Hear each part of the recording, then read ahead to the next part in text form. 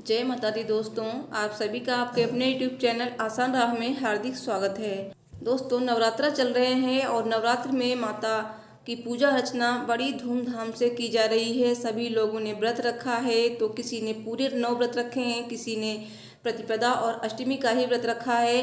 तो सभी लोग माँ की पूजा अर्चना कर कर माँ की कृपा पाना चाहते हैं और माँ नवरात्र में शीघ्र प्रसन्न हो जाती हैं। तो आप भी माँ की पूजा अर्चना पूरे विधि विधान के साथ करें और माँ की कृपा दृष्टि प्राप्त करें।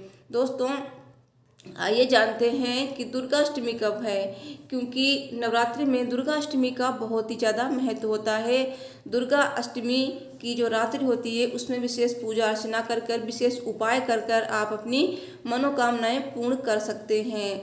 तो दुर्गाष्टमी और दुर्गा नवमी जानेंगे कब है, साथ ही कन्या पूजन किस दिन करनी चाहिए। कन्या का पूजन करना बहुत ही ज़्यादा शुभ होता है, क्योंकि जब हम नवरात्रि व्रत रखते हैं तो कन्या पूजन के बिना नवरात्रि का व्रत अधूरा माना जाता है। तो दोस्तों, आगे की वीडियो शुरू करने से पहले आपसे रिक्वेस्ट है, अगर आपको ये वीडियो अच्छी लगे तो प्लीज़ वीडियो को लाइक ज़रूर करें, साथ ही कमेंट बॉक्स में जय माता दी लिखें। दोस्तों, आइए जानते हैं कि अष्टमी और नवमी कब है।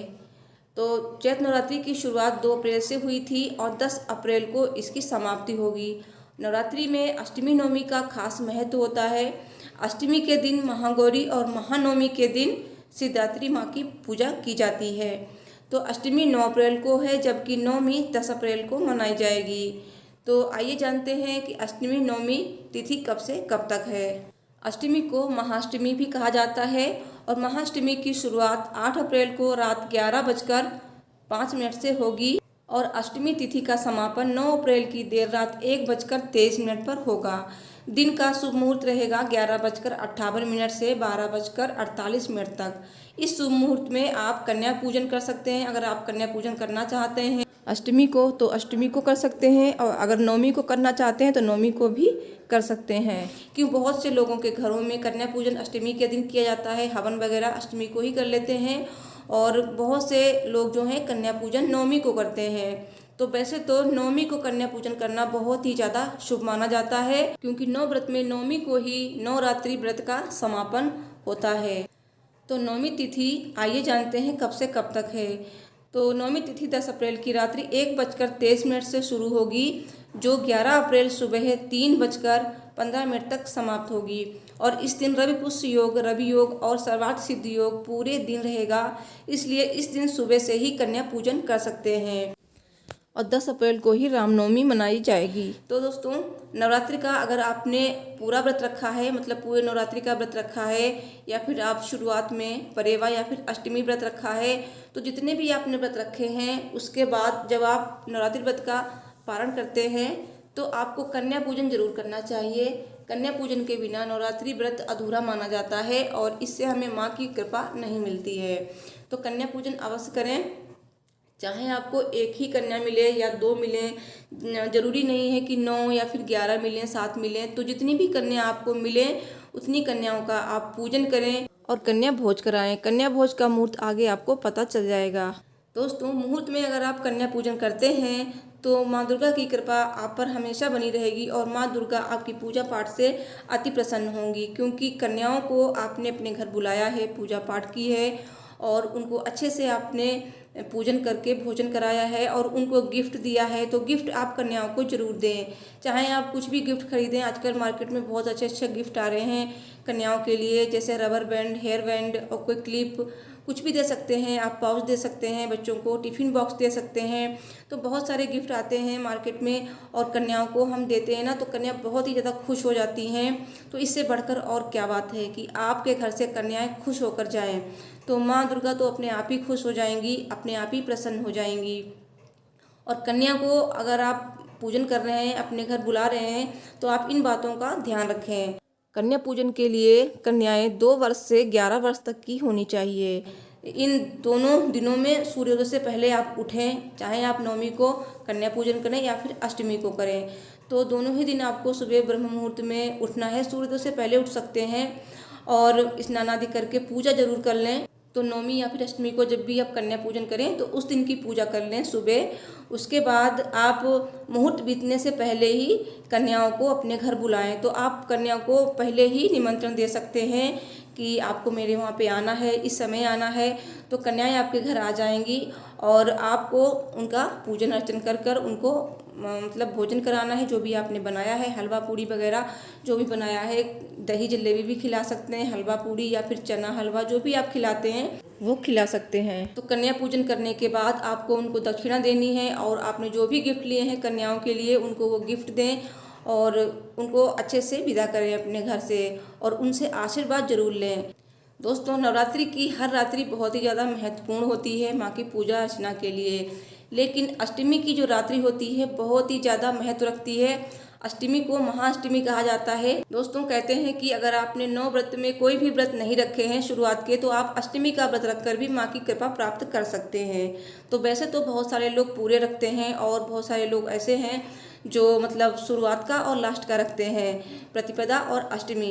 तो अगर आपने प्रतिपदा का व्रत नहीं रख पाया है तो आप अष्टमी का व्रत रखकर माता की पूजा अर्चना पूरे भक्ति भाव से करें, दुर्गा चालीसा का पाठ करें और दुर्गा सप्तशती का पाठ भी कर सकते हैं। और बहुत से लोग नहीं कर पाते हैं दुर्गा सप्तशती का पाठ, तो आप माँ दुर्गा के 108 नाम जो सप्तशती में दिए गए हैं उनका भी जाप कर लें, माँ के मंत्रों का जाप कर लें, तो माँ आप पर वैसे ही प्रसन्न हो जाएंगी। दोस्तों, इस दिन अष्टमी के दिन आपको संधि काल में दीपक जरूर जलाने चाहिए। तो 108 दीपक जलाने का बहुत ही ज़्यादा महत्व होता है। तो संधि काल में आप 108 दीपक जलाएं और दुर्गा माँ की जो पूजा है नवरात्रि की, हवन के बिना अधूरी मानी जाती है। तो इसलिए आपको हवन जरूर करना चाहिए। तो हवन आप अष्टमी को कर सकते हैं या फिर आप नवमी को भी कर सकते हैं। लेकिन अगर आपने पूरे 9 व्रत रखे हैं तो आप नवरात्रि व्रत का पारण अष्टमी को नहीं करेंगे।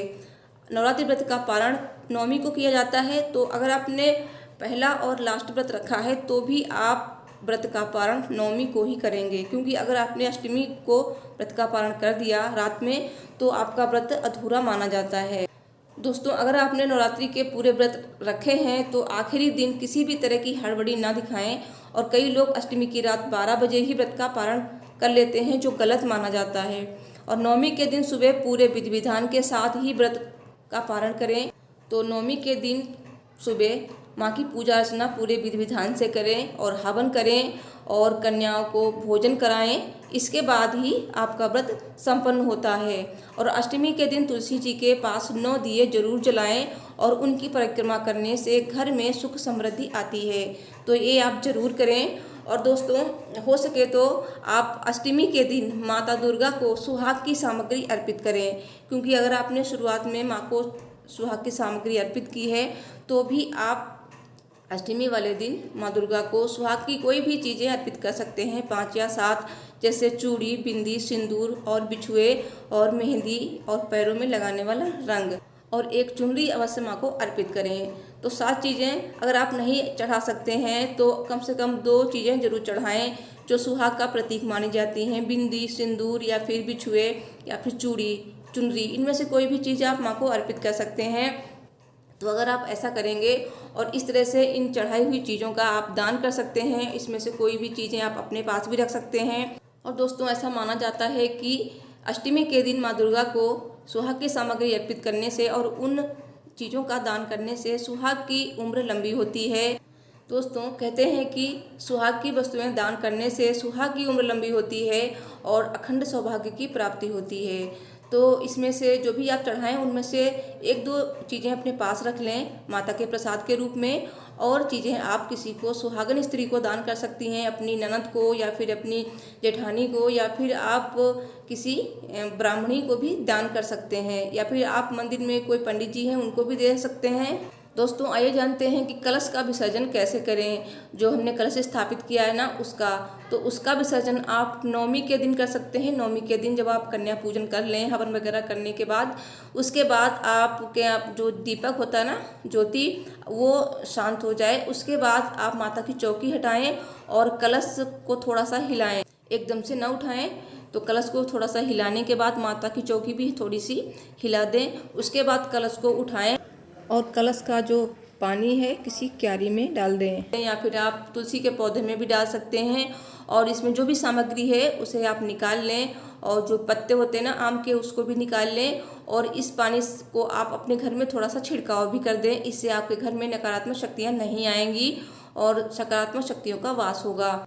और कलश के नीचे जो चावल रखे जाते हैं ना, उन चावल का हमें क्या करना चाहिए, तो उन चावलों को आप थोड़े से उनमें से चावल लेकर आप अपने धन रखने वाले स्थान में रख सकते हैं। और जो चावल बचे हुए हैं ना, उनको आप अपनी छत पे रख दें पक्षियों के लिए।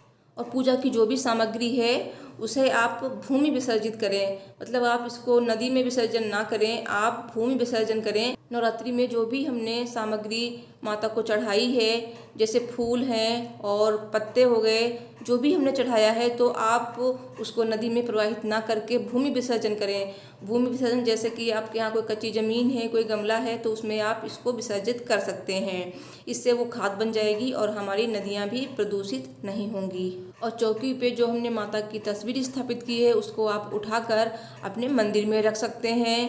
तो इस तरह से आप करें। और चौकी पे और भी चावल जो होते हैं ना, उन्हें भी आप पक्षियों को डाल सकते हैं। और कलश के अंदर जो भी सामग्री होती है, जैसे हल्दी की गांठ, सिक्का, सुपारी, लौंग, तो इन सब चीज़ों को आप निकाल के किसी प्लेट में रख लें। और जब ये सूख जाएं तो आप इन्हें एक अच्छे से रेड कपड़े में बांध के अपनी तिजोरी में रख सकते हैं, जहाँ पे आप धन रखते हैं।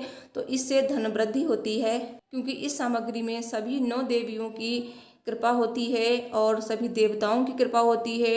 तो हमें इन सारी सामग्री को अपनी तिजोरी में ही रखना चाहिए। इससे धन संबंधी सारी परेशानियां दूर हो जाएंगी।